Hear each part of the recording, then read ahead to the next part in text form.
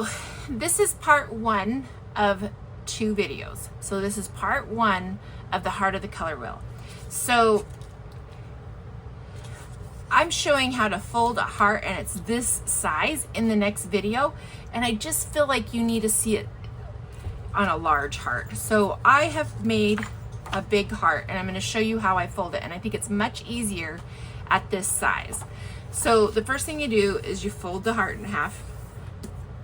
The next thing you're going to do is you're going to take the point of the heart and you're going to move it up. You don't want it to be like this kind of action. You want the heart to be you eyeball it. You don't have to measure it, but like just eyeball it. It needs to be similar to the space where the arch of the heart is. And then you want the edge, this edge here, to be aligned with each other. This right here and this right here. Boom. Then the next thing you want, so you got 2 folds now. Fold. Now the next half you're going to do is you're going to fold this half over to this half, and you want, again, this line to be sort of flush. I'm going to do this side. It's easier with these 2 that aren't, because it helps you see. I think I'm going to fold it this way. There we go. So you turn it and you're going to make this line up, and then you're going to do that. So it makes this cone, and when you unfold it,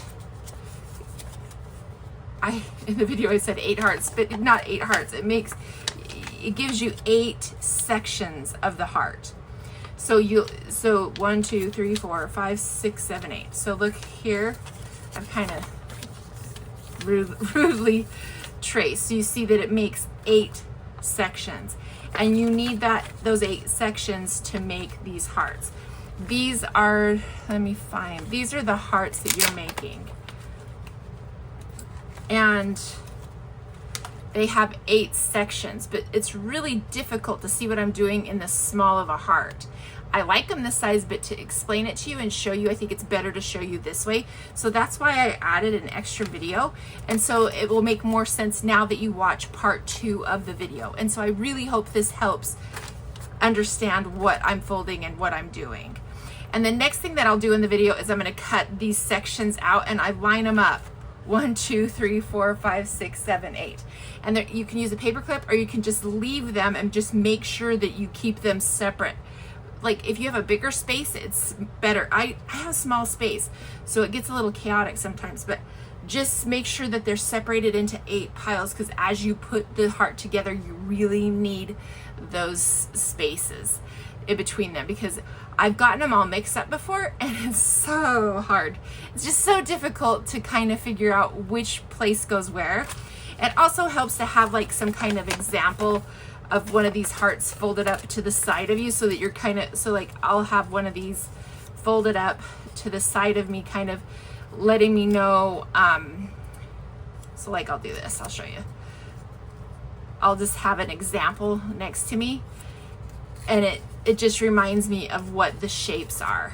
It's hard to see it through the video, but having it next to me helps me, oh, that's the top of the heart, that's the middle of the heart, that's, you know what I mean? It helps me align it. I mean, they take a little bit of patience, but they're really easy once you get into a flow of them. And I love making them. They're so dang cute and they're so much fun. And so I've been making them for a while, so they're kind of second nature to me. But I just want to set you guys up for success. So I hope that this helps. And again, you can rewatch this video, maybe it would help, but I think this kind of covers it, but I just wanted something big and visual so that you could see more clearly what I was doing. I hope you enjoy these, and I'll see you next time.